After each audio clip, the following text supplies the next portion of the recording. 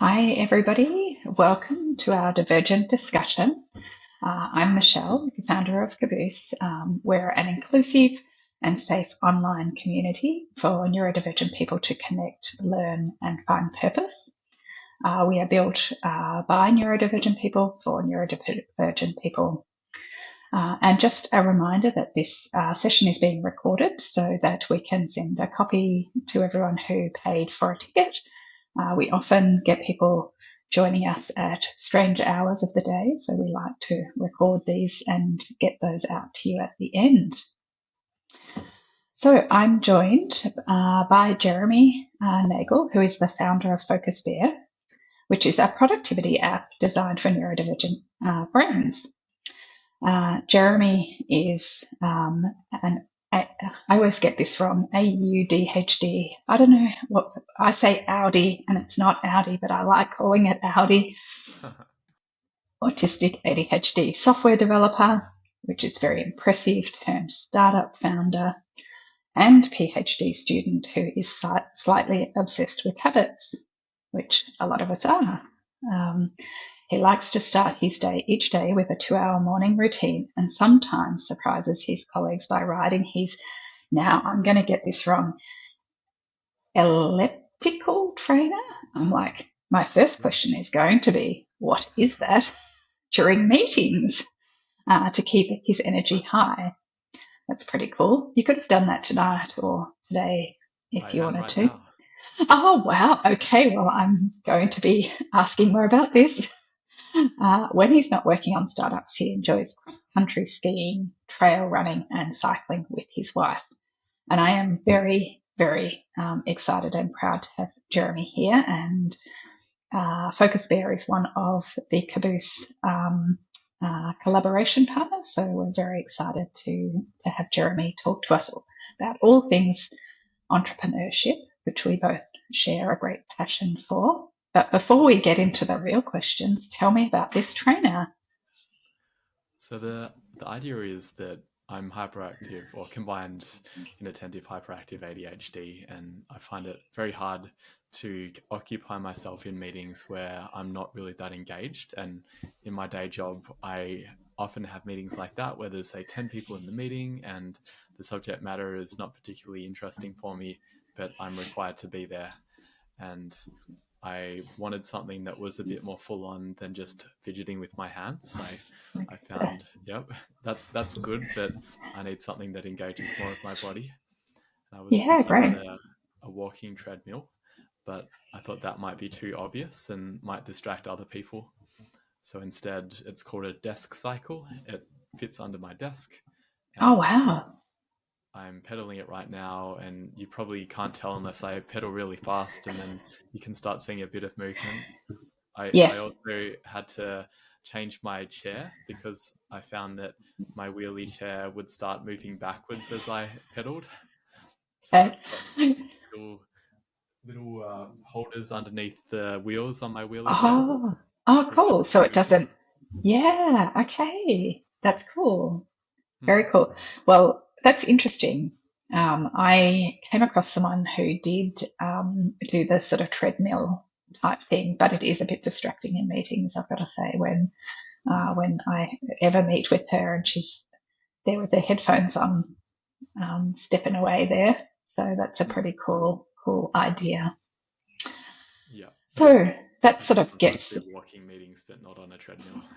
Yeah, I like walking meetings too because I think it's much easier to chat during a walking meeting than Hmm. sitting here across from the computer. But here we are, we're across from the computer in different locations. So Yeah. that's a very nice segue into maybe telling us a bit more about your neurodivergent identity, and particularly how it intersects with your work as an entrepreneur. Yeah. Well, I already revealed one part of my Yes, neurodivergent identity with my ADHD. I yeah, was cool. diagnosed 3 years ago with ADHD, and that was really a surprise for me. I hadn't actually really heard of ADHD at that point. I had no personal association with it. I had long suspected that I was autistic from about when I was 16, I reckon, when I saw the difficulty that I had with social interaction, and I had a cousin who got diagnosed as a young child, and I could see that I was pretty similar to him. But I didn't get formally diagnosed with autism until the same time as the ADHD assessment because of the cost barrier, and because when I was growing up, I was born in 1988, which is some time ago, and there was less awareness at that point, and it meant that because I generally did quite well in school and academically performed well, no one really thought anything of it, apart from me being a bit of a non-traditional person and a little bit quirky. But it led to some challenges for me. The social side of it and the justice sensitivity led to me really struggling in my first couple of jobs. After I graduated from uni, I ended up getting fired from my first 5 jobs Oh because my goodness. yeah, it was mainly because of the combination of the autism and the ADHD. That the autism means that I see situations which don't seem right to me, and the ADHD means I have no filter. So I would point things out, and I'd email the CEO of a multinational company, and that didn't seem to go down well. And that led to me then focusing on building up a career via entrepreneurship. That I ended up working as a freelancer for the first couple of years after graduating. And that worked really well for me in that I could have a lot of flexibility when I worked, what clients I took on, the type of work that I did. It wasn't perfect though, because I don't have dyscalculia or anything like that, but I'm not great at money. I was someone who, when offered a project, I'd always say yes, I can do it, and that worked well when I was able to manage it myself, up to about 5 simultaneous projects. But at one point in my early freelancing career, I had about 21 projects on the go, and that 21 just for you, just you alone. well, I had a team at that point because I realized that I couldn't actually do it all myself, and I read Tim Ferriss's book, The 4 Hour Work Week, and I had a whole scheme around if I do the arbitrage approach and I do the sales and the project management, and then I have a team to deliver the work, which is a common model in IT consulting, that it would go Mm. perfectly. But it turns out that it's actually quite hard to scale a consulting business. And that's why if you ever try and sell a consulting business, you normally can't sell it for very much, because the acquirers know that it's very hard to scale the processes and it's so reliant on people. And I didn't have the right team. I had one developer who was really good, but then it wasn't enough with just him. So I had more people, and it turned out that they couldn't handle the projects that I had. And not to blame them, it was probably my fault for not describing projects well and not getting us into a position that could handle it effectively. And the end result was we were delivering projects late, clients weren't happy, and then they don't pay. And then that leads to cash flow issues because I was paying the contractors on a weekly basis and then not getting paid by the clients. And at the end of the day, I wound up with $50,000 in debt. Oh gosh. Yeah. Very challenging at that point. And I ended up then going in and getting a regular job, and I had to do a few attempts. I had at that point been fired from a PhD, been fired as a CTO of a startup where I was originally a freelancer, and then it turned into an employment gig, but none of them had really worked.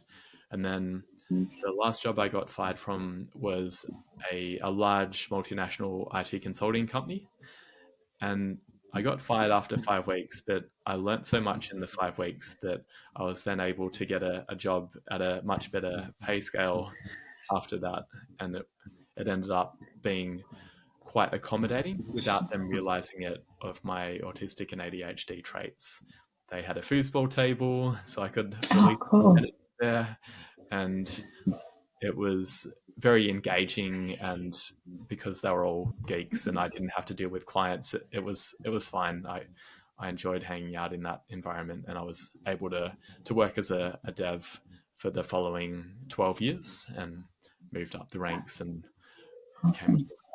a senior full stack dev and did okay. But the whole time I was never happy with just one job. I continued my freelancing business. I downscaled it so it was just me and one person, and then gradually built it up again, and also started building software products on the side as people would ask me to do projects. I found that tended to be recurrences of similar requests, and I was able to package that. So I had a business making software for sales teams where they would have leads come in, which are people who might want to buy your service, and they'd have a largish sales team, and they wanted to make sure that the leads got distributed evenly via a round robin, and that didn't really exist in Zoho CRM, which is the software program I specialized in. So I built an app for that and put it on the marketplace, and Wow. that was able to get about 100 customers, and it's still going now. It's still at about 100 customers. It hasn't Wow. really grown too much, but it gave me a taste for that approach of building software for businesses where they would pay every month for it. And I then did a few other apps like that for Zoho and also not for Zoho, and most of them didn't really go anywhere. But one other app that I built for Zoho became quite successful. It was a SMS integration for Zoho CRM, and I built that up over 2 years from 0 customers to 500. And at that point, it was making about $200,000 per year in revenue, and it then got acquired by a multinational company, and that was really So really nice exciting. Yeah, well done. for I've that. got so many questions about the job place and the experience as an employee and getting sacked, as you say. But I'm conscious I don't necessarily want to go down that rabbit hole just now, but maybe we could come back to it if we have time at the end, Sure. because I'm sure um, our community would be interested in, you know, what sort of things went well, but, ultimately what went wrong. Mm-hmm. Yeah, lots of failures Yeah, amongst that, and yes, still but still learnings able to from get that. paid. Yeah. I, But you haven't mentioned what you've been doing lately. So tell us about that. hmm. For the last 3 and a bit years, I've been working on a new startup, Focus Bear, and it's a very personal project in that it's an app that I built for myself originally to help with the challenges that I've experienced around executive functioning and productivity. The inspiration for it was in the lead up to selling my last business. I was working essentially 16 hours per day. I'd wake up at 5 a.m. to do customer support for customers in the US. And then I had a part time job during Australian business hours. And then I dealt with European customers in the evening. And that was a lot, but it was partly a lot because I actually wasn't very focused during the day, that I would be working on multiple different things. I'd have 100 tabs open and I'd be writing code, and then I'd have the thought, I wonder if there's something happening in the news right now. I should probably go check the headlines and see what's happening there. Sounds familiar, Jeremy. Yeah, well, it's the age of distraction. I think even for neurotypical people, it's a distracting place, and we've got all our devices that can buzz at any point. But I recognize that it really wasn't going well. I think that the point of realization was I was listening to Cal Newport's book, Digital Minimalism, where he talks about the hyperactive hive mind, which is where we're wanting to be constantly connected on Slack and we're constantly needing input and multitasking. And I was listening to that while I was working. And it was kind of ironic that it's a book about how to focus and remove distractions. And it was And actually you are something, listening to a book while you're doing something else. yeah. Yeah. And that was very common for me, and I think it's quite common in the ADHD community. The concept of double screening. I'd often have a YouTube video with a podcast on one screen and then coding on the other screen, and it felt like that was the recipe for focus for me. But it actually wasn't for me. It was a recipe for being able to do mediocre work. That I'm able to do those two modes of input if I'm doing things that don't require much brain power. But I recognize that compared to some of my peers who were doing really challenging software development work, and especially my boss, I recognized how he was able to go a lot deeper than me. And a big part of it was that I wasn't actually giving the work my full attention. And I wanted something that would allow me to do that. So I built Focus Bear to support me with not reading the news and not watching YouTube while I was actually doing work, but also to keep me from working at inappropriate times, because the working from 5 a.m. to 10 p.m. is fine when you're single, but I've been married, or been with my wife for 9 years, and she was growing really unhappy with the way that our life was diverging, that I wasn't really spending much time with her at all. And when I was with her, I wasn't present because I was thinking about work.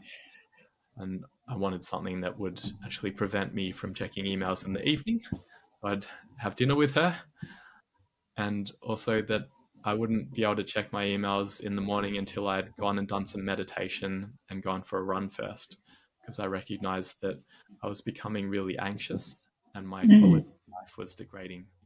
right. Yeah. Okay.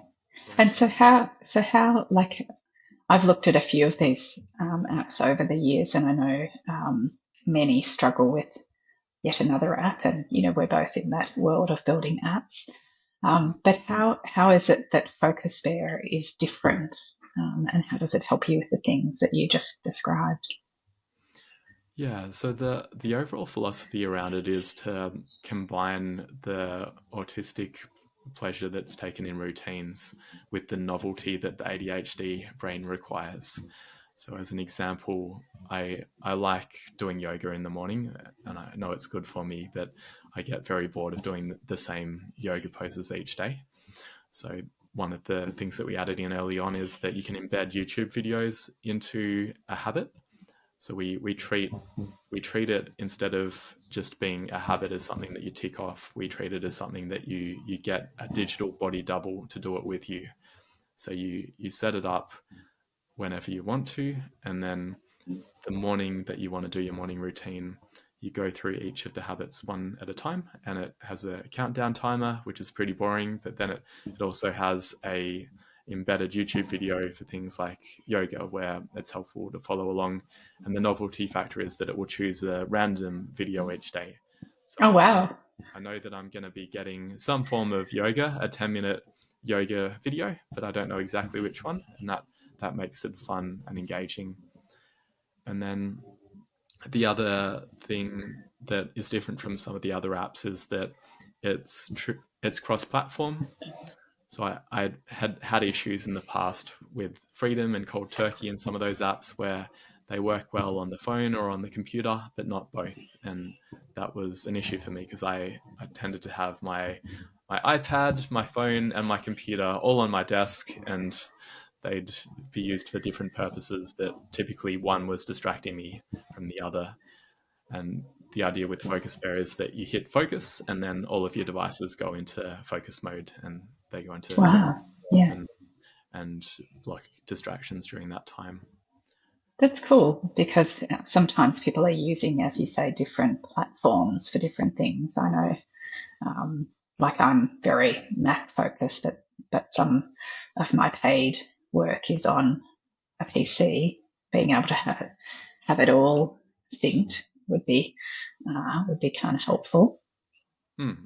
Yeah, we've got Mac, Windows, iOS, and Android. No Linux Yeah, support as of yet, but something that we might support in the future. amazing. And you've talked about some of these routines. Can you tell us about a few of those and how they sort of help you to manage your workday in a way that suits your brain. And we know that all neurodivergent brains are different. So this is one example, but really keen to hear. Yeah, sure. So what helps me to be productive, I found, is movement and meditation in the morning. So when I wake up, I'll do 10 minutes of yoga as the first thing, and then I'll go out for a run. And after I've done that, then I can meditate. If I try and meditate before I do that, then I've got too much nervous energy and it doesn't tend to go well. But I'll go for a 20-minute run, longer if I have more time, and 10 minutes of yoga. And then I do half an hour of meditation, and I do it following the morning pages approach from Julia Cameron, where I'm typically sitting there with a notepad and doing free flow writing. So I'll do a bit of an agenda for my meditation and journaling session, where I'll write down some things that are on my mind, things that are troubling me, or things that I'm stuck on. And then I'll write, and when I feel like I've run out of energy, I'll sit there and I'll let the inspiration come and just count my breaths, and then typically ideas will flow again, and I'll write them down. So I'll end up often with lots of bits of paper that Oh, wow. random stream of consciousness, but I then also have another bit of paper where it's a bit more structured, where I write down tasks or ideas. So that's the meditation side. And then there's some practical things around making my bed, brushing my teeth, having a shower, things like that are non-negotiables. And then I mix in some creativity too. I'm working on a book at the moment. I've been working on it for the last 18 months, writing on it for 10 minutes per day. And That's cool. And that approach has worked well for me. I've written 60,000 words now, and I'm just going back and editing it. Wow. Oh, now I've got another rabbit hole to go down. Jeremy, you're giving me too many rabbit holes. Yeah, happy to talk about the book later. And I'll also Okay. mention that 2 hours is a long time, and I begin with that. When I first started building Focus Bear, I had read the book Tiny Habits by BJ Fogg, which is a great book, and a lot of people have read Atomic Habits. Atomic Habits basically ripped off BJ Fogg's ideas, and I think Tiny Habits is actually a more approachable and a really excellent approach, where he talks about habit stacking, which is the central idea in Atomic Habits, but he also talks about starting small. He talks about starting with a habit that's so small that it almost feels ridiculous. He has the example of flossing one tooth and limiting yourself to that. I started with going for a 5-minute run, which is almost pointless because by the time you go for a run, then you're back home again. But it's more about the consistency rather than trying to go have a huge fitness benefit. And then what I did was increased the duration by 1 minute per week, which is a small enough amount that it doesn't feel challenging, but it builds up over time. So within 20 weeks, I was up to running 20 minutes consistently, and it felt easy and not a challenge to do it every day. And I did that with meditation as well. Yeah, meditation's hard though, right, to start, and I like your idea of using the morning pages or whatever word you called them. But how do you start that small? Like, I sort of wonder about doing it, and I always get stuck. I go, okay, there's a sheet of paper. I've got nothing to write down. But perhaps it's all that nervous energy that is the problem. Yeah. And I think the perfectionism trap can be an issue of feeling like I'm not meditating correctly, or I'm not journaling correctly. I like the idea that it doesn't really matter what it feels like during the meditation, but it's what happens afterwards that is the proof of the pudding, that when I meditate, I tend to have a better day. I tend to be calmer and more organized with my thoughts. And that's the advantage of doing it. Yeah. And 2 hours. So does that mean you're still starting at 5, or are you starting later? And how do you then get that 2 hour thing done before you have to be somewhere? I tend to wake up at 10 to 6 at the moment. Mm-hmm. And that means that there are some mornings where I'll have an 8 a.m. appointment and I'm not fully done by the time it gets to that, but I'll just then finish the last bit. So the book writing part can come at 8:30 after the meeting. Okay, great. But I'm aware also that this is going to go completely out the window when the baby arrives. I know. Well, While I have it, and it yes, will great. end up then compressing down to be a micro routine when I have less. Yeah. Well, yeah, maybe you'll have a few micro routines spread out amongst the days, Mm, and maybe yeah, different days will have longer routines than others. yep. Mm. Yeah, but the overall principles of some time of mindfulness, some time of exercise, and some time of creativity, that they're the key things that I try and hit. And it might just be me walking the baby in a pram instead of going for a run, but that will be okay. Yeah, that's okay. Yeah, that's great. Mm. Very inspiring. Thank you. Yeah, Um, I want to quickly mention the evening as well, because that yeah, great. is Yeah. important. That if I don't set myself up the day before, then the morning doesn't tend to go well. The cornerstone habit in the evening is planning the next day, and I currently do that on paper. I've got a paper journal where it's got. I bought it from Kmart for $5. It's got a 1 week at a time plan where it's just got empty boxes for Monday, Tuesday, Wednesday, and so on. And I write out the tasks that I intend to do for the following day. And I also write out my schedule. And it seems like a huge waste of time because Google Calendar can give me my schedule and I could use a to-do list app for my tasks. But I find that the process of writing it down helps me to connect with my day in a way that I can't do when it's digital at this point. Mm-hmm. Mm-hmm. And it also forces constraints because the boxes are quite small and I can't write that too many tasks on there. Yep, that's very good. Yeah. About what I fit in. Yeah, right. Okay. I like that. And anything else that you suggest for good evening sleeping routines? The other key one for me is getting off dopamine inducing technology before, well, at 5:30 p.m. for me. And what I mean Mm-hmm. by dopamine inducing tech, I mean emails, I mean checking group chats, doing Yeah. general browsing or YouTube or Netflix, things like that. I find that when I do that, I tend to have a racing mind when I go to bed and it's harder for me to sleep. So that's one of Yeah. the key things that Focus Bear does for me, that I can't access any of that unless my wife puts in the password. I had Oh, to ask great. her to come unlock my computer so I could be on this call because Uh-huh. it's Yes, locked because it's after otherwise. 5:30. Yes. Yeah. Oh, wow. That's great. Mhm. And so it just sits somewhere else. You just don't bother. What about if Yeah. somebody wants to text you or something? That's Well, there are still apps that are unlocked. I have Duolingo unlocked and okay. my some of my meditation apps, and I allow messaging on Okay. the standard messages app because I don't tend to find that distracting, and I'm not Yeah. that popular. Fair enough. I just have my wife or my family messaging me. Love it. Love it. That's great. Well, thank you for sharing that. That's very helpful. I'm sure many of our community will find that those tips helpful. I know I certainly have.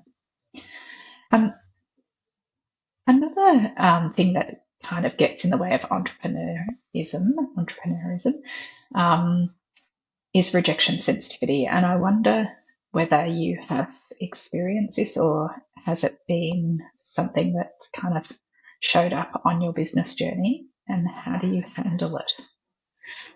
Yeah, absolutely.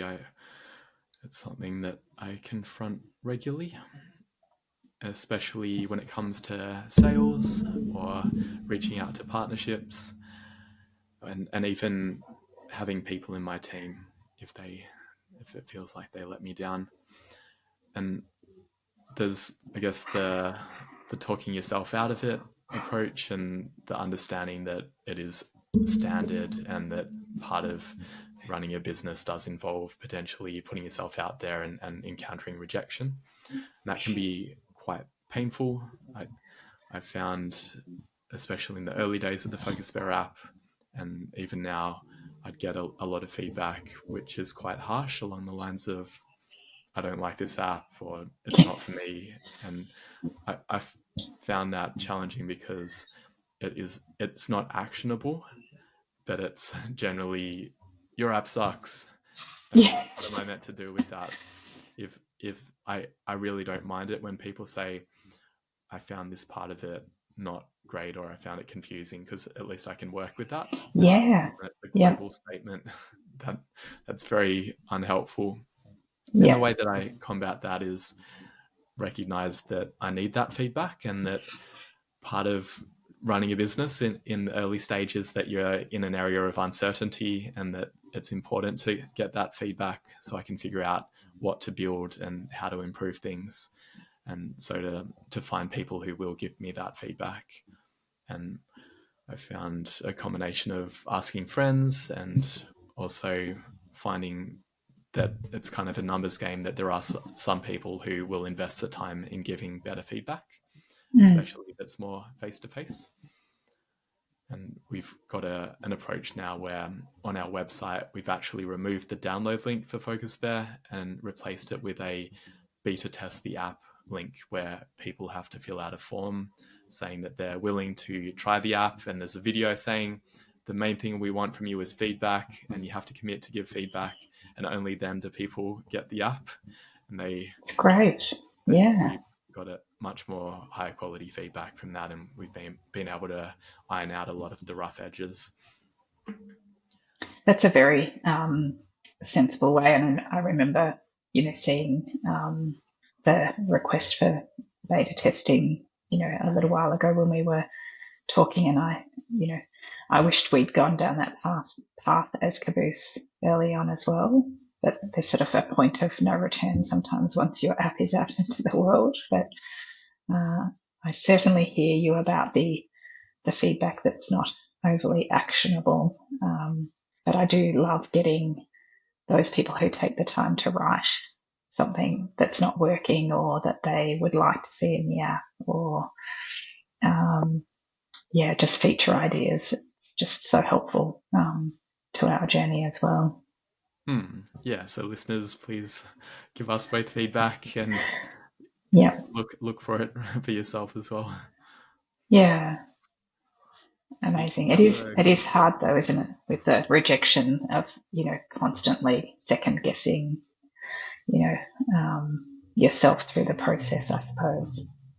Yeah, definitely. And in the notes you have also the link with imposter syndrome as well, which I definitely feel.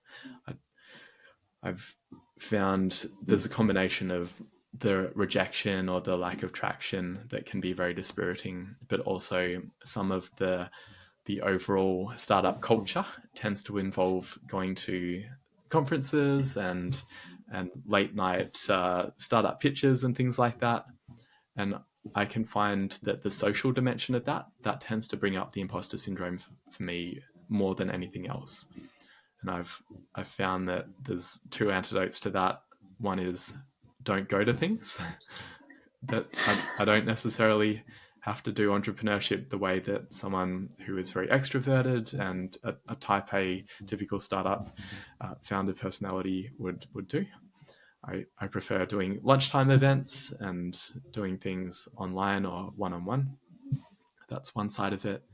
And the other side is recognizing that when I do go to those events, that I need to anticipate that I'm probably going to feel like that, and not make any hasty decisions. I find that the best cure for me when I'm feeling like that is actually just go to sleep, because the combination of having gone to an event at night where maybe I didn't feel like I was as gregarious as some of the other people, and being tired because normally I go to bed at 9 p.m. I've got a gala dinner that I was invited to that's going to finish at 10:30 p.m. And I'm just thinking that's going to be a recipe for not feeling good. Mm. I found it hard to turn it down because I was offered a free ticket and they're valued at $500 her Oh, ticket. wow. That's so cool. Yes, but I Yeah, hear you. The late night, and then the mind, the playing tricks on you, really, which you can't, it's hard to kind of, wade through that when you're tired and with the rejection sensitivity or imposter syndrome. It's hard, I think, to get clear. Mm. Yeah, and that's also why I do so much journaling and meditation as well, because there's a lot of that anxiety to work through. Yeah, I think I might have to take that up, Jeremy. So thank you for sharing. Mm. Um, on the topic, I suppose, of rejections, what's been your biggest failure or challenge you've had as a founder, and what did you learn from that? I said I've had 5 jobs that I've been fired from. I reckon I've had 5 businesses that have failed as well, at least. The first Okay. one I talked about, the cash flow management being a challenge, Mm. and also having not the right people in the team. The second business was where I had been hired as a freelancer, and then I got promoted to co-founder CTO, and then I ended up being fired because there were a few things. One was I had I was struggling with chronic fatigue at the time as well, and I was taking naps during the day, and I would There's feel sleep pods out there these days for that. yeah, well, there didn't seem to be as much acceptance of it because we were in a startup accelerator, and I got brought into a room at one point and got told, Jeremy, we're ending your contract as the CTO because you were sleeping on the job, even though I got the work done. And also because I was late to some key meetings. There was a board meeting that I was late for, and that definitely is very tied to my ADHD time blindness. Mm. So that was a failure, I guess, as an individual, but also in terms of who I would choose to partner with. That was the only time that I've actually had a co-founder, and I feel a bit scarred by the experience. I have had people ask, "Would you consider having a co-founder for Focus Bear?" And I'm definitely happy to have founding employees, and I've got people who've been working with Focus Bear since the beginning, and that's been great. But people who would make decisions at that level, I feel a little bit guarded around Mm. doing that. That's fair And enough. I think that's really important that if you're considering going into business with someone, one of the top reasons for startup failure, according to some stats, is co-founder conflict. And cash flow management is probably number 2. And number 1 is not building the right thing. They Yeah, call it right. Yeah. customer development, doing insufficient customer development. And that was the case for my third business, which was actually, again, I didn't realize it at the time, but I built an app to help with my ADHD impulsiveness. It was called Sleep on It. And the idea was to stop Oh, cool. me from sending angry emails because I had a problem with sending passive aggressive emails. And it was a Chrome extension that worked really well where I built this whole sentiment analysis engine behind it that would look at the email and decide if it was suitable or not. Grammarly now has this built in, but this Wow. was probably 8 Mm. years ago before there was proper AI, and worked really well, but no one seemed to want to buy it. I had one other person who I think probably has ADHD as well, buy it, but there was generally not that much interest. And the reason why I think that happened was I just built it because I wanted it for myself, and I didn't Hmm. really do any research. I didn't do any customer interviews, didn't do any validation. And I think that's very common for people who are technical because we can build things. It's actually better if you don't know how to code because then you're forced to talk to people first and figure out what really needs to be done. Mm. So that sounds like you've learned some things along the way. What about the sleep thing, though? What did you learn from that experience? Well, that was the problem with the insufficient customer development, that Yeah, okay. I should have gone slow on Well, and to be fair, I didn't really put much effort into it. I built a prototype in 4 hours and I put it out there and showed some people, and there just didn't seem to be that much interest. But Mm-hmm. I didn't try to market it very much. I just talked to a few friends and put it on my Facebook and LinkedIn, and there didn't seem to be any traction. And Yeah, so okay. I gave up at that point. And I think that's okay. I think that's part of the process, that it's okay to prototype a lot of different ideas, and Mm-hmm. some of them will get more traction. I talked about how I built quite a lot of apps for Zoho Marketplace, and that's what I Yeah, found, that out of the 4 that I released, one of them, the SMS one, immediately got a lot of traction, and the round robin one got some traction, but the others, no one really downloaded it. And yeah, okay.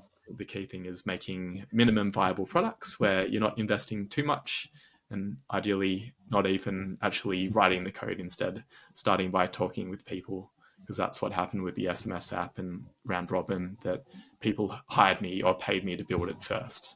I actually had Right. their requests initially. Yeah, okay.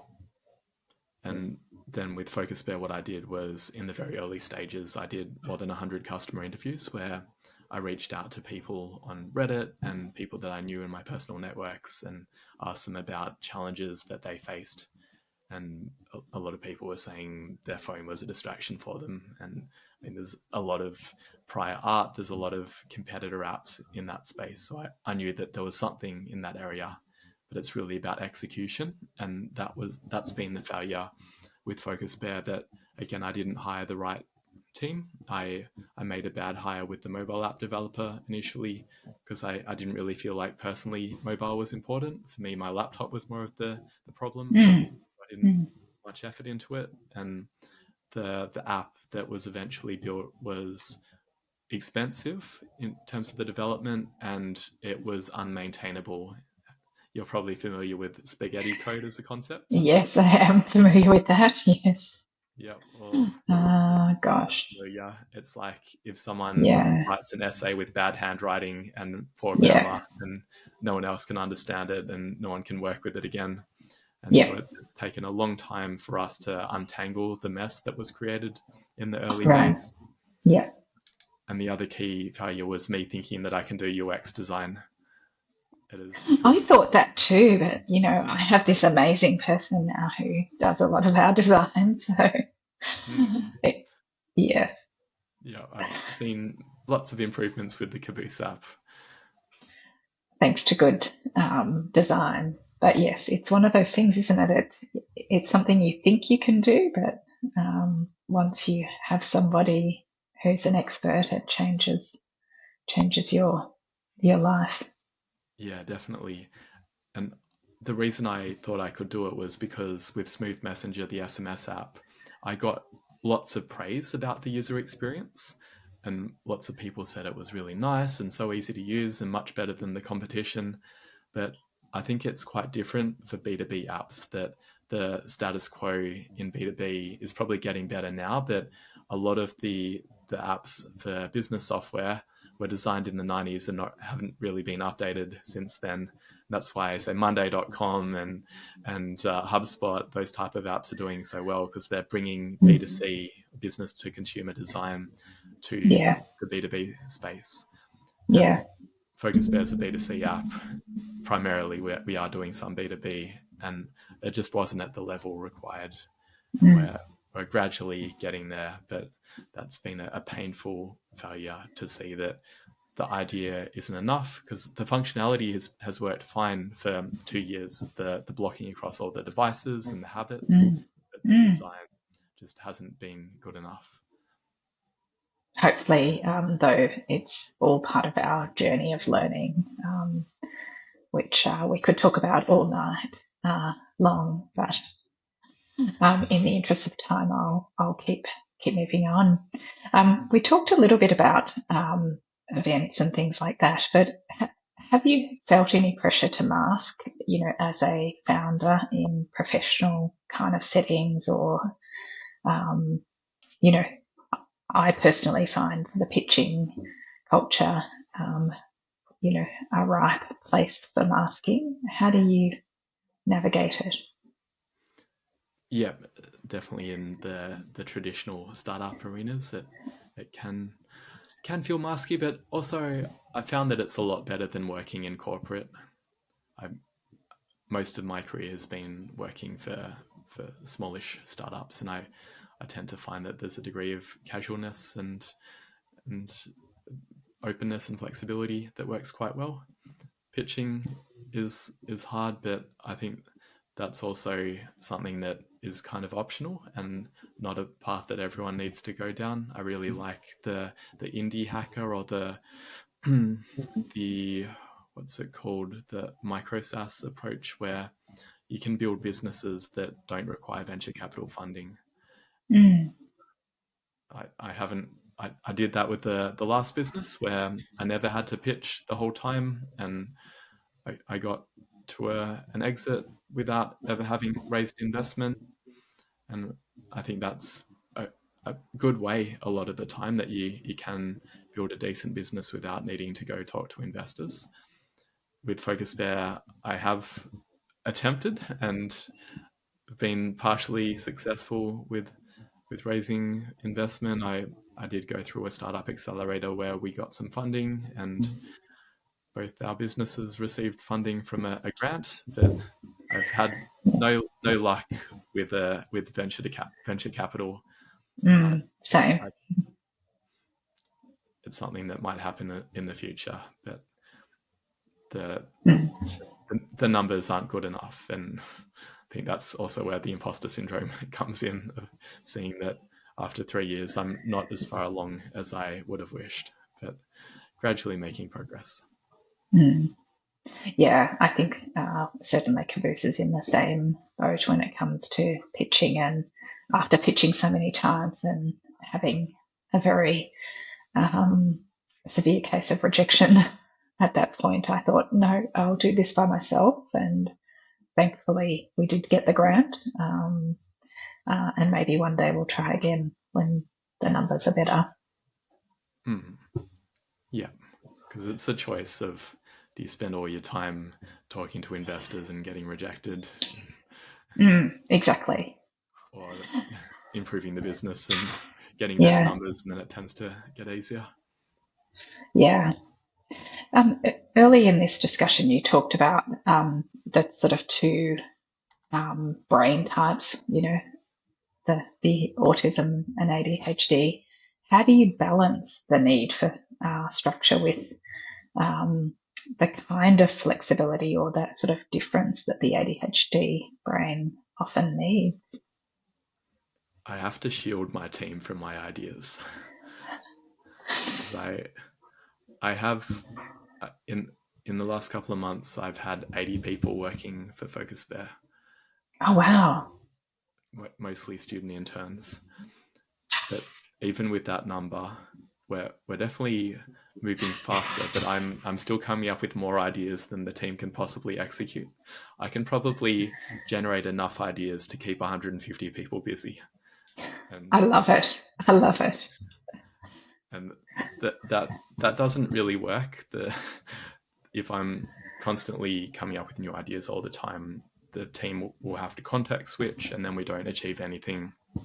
So I found that the ideas are great, but what I do is I funnel them through a product management process where I've got, as the first step in the process, I've got my bits of paper, and Yep. I'll write Right. down ideas, or I'll record voice notes on my watch, and then I process them where I put them into GitHub, and I use the RICE prioritization framework, which is a way of determining whether you should work on something immediately or not. It stands Ah. for REACH, which is the number of people who might be affected by the idea; Mm-hmm. impact, which is the impact that it would have on them if you were able to fix the bug or implement the feature; confidence, which is how sure you are about those other numbers; and then effort, which is how much work is it going to take. And then you multiply R times I times C and divide it by E, and you come up with a number. and Oh, that wow. allows you That's to share different amazing. ideas. Yeah. So we've in the Focus Bear backlog, we've got ideas out to 2028 at this point, and they're Awesome. distributed that way based on the RICE score, where the ideas that have a higher expected impact and reach and lower effort end up closer to the current month, and the ones that are going to take a lot of effort and the payoff is uncertain go further back. Ah, that's such a cool tip. I think all the people who aren't here are going to be very envious of all these tips, but I love it. Yeah, fantastic. Yeah. And the other Um, thing, hmm, just quickly in terms of balancing the ADHD hyperfocus with the need for actually taking care of my tired autistic brain, is what I mentioned earlier around the wind down routine, forcing myself to stop at 5:30 p.m. even though there's always more to be done at that point, but recognizing that if I follow the wave of hyperfocus, which is what I did in the past, then I'm going to burn out. hmm. I'm not in this to do to do something in the space of 2 weeks. It's a marathon, not a sprint, and therefore it's important to have constraints and limits to hyperfocus. Very wise advice there. Thank you. So, what sort of advice would you give a neurodivergent person thinking of starting their own business? And we know we have these chats in the Kaboose app. We have a entrepreneur tribe that sometimes gets some discussion. People thinking about building a business. What advice would you give them? I would say learn from my failures. That first of all, don't end up in lots of debt. If you ideally have a stable source of income, which might be a day job or some other form of financial support, and make sure that the entrepreneurship doesn't interfere with that initially. If you do have responsibilities, I have to be very mindful about it because I've got a baby on the way that I can't do things that I used to do where I could live very cheaply and it didn't really matter if I went into a little bit of debt, but now it does. And so there's the concept of the stair step model, which is by a guy called Rob Walling, and he's from the microconf community, which I Okay. alluded to earlier, where Yeah. he talks about initially you want to build a small business, which might be an e-learning course or something that doesn't require much development and maintenance, and it might generate enough income for you to have 1 day per week working on it, and then you can spend that 1 day improving the business, getting to the point where it's generating a bit more income, and then you can drop down to 3 days per week, and you repeat that until you're getting to the point where you've replaced your day job income and you can go full time. And that's a really safe way of doing entrepreneurship, and that's what I did with the Mm. previous businesses. That I had a full-time job and I progressively went down from 4 days to 3 days and so on. Yeah. Okay. Fantastic. Um, and finally, what does success look like for you now compared to when you first started out with Focus Fair? I'll say compared to when I first started working on my first business, and at Mm. that point, the dream was really about building something that was going to make a big impact in the world and that was going to be fulfilling for me. And those still are important to me, but I'm adding in the looking after my health and looking after my family as now being the measures of success. I I've found that I tend to get very wrapped up in my work, and that can be positive in that I'm coming up with all these ideas, but it can also be not particularly nice for my wife, and it will be a challenge for our baby if I'm not present for them. And I often drop things and can be a bit clumsy, and I don't want to be like that. I want to be able to be present for the family, and that's going to require not going as intensely with the startup for a while at least, so that I Mm. can be present for the family. But Mm. that's what is important at the moment. Amazing. Well, I thoroughly enjoyed this discussion. every time we talk, even informally, I enjoy our chats, but I've learned a whole lot through this discussion that I'll be taking away. And Rox has just popped a comment in. Rox has been in the audience, says it's been very inspiring, and the discipline has been something she's never been able to do. But she likes the idea of the micro habits, and it probably reduces overwhelm. And I've written down tiny habits. I'll be going to look that up later on this evening, or maybe I won't. Maybe I'll leave it till tomorrow, so I'm not browsing around and getting stuck. I've given you the essence of it anyway. Just start very small. 1 minute of meditation. I love it. Yes, the morning pages. I've tried it a few times over the years, but maybe it's that I start with this grand idea and then I don't get there and I give up. So thank you. And thank you very much for your time. We will wrap up. We'll be running a couple of other Divergent discussions in the coming weeks. We're very excited to have Jo from Keiko Fidgets about stimming and fidgets, which will be very interesting. And I've talked to Jo a few times about different stimming devices, so keen to hear what she has to say. We're also very excited to have Sarah Hayden, Chloe Hayden's mum, joining us, talking about school with neurodivergent kiddos. So you can grab your tickets through Humanitix, the website, or within the app if you want to join us for one of those. And anyone who's registered for this discussion under a paid ticket will receive the replay in the inbox shortly, so people can watch it at a time that is convenient. Thanks again for joining, Jeremy. We really loved having you and the discussion. It was a pleasure. Thanks for having me.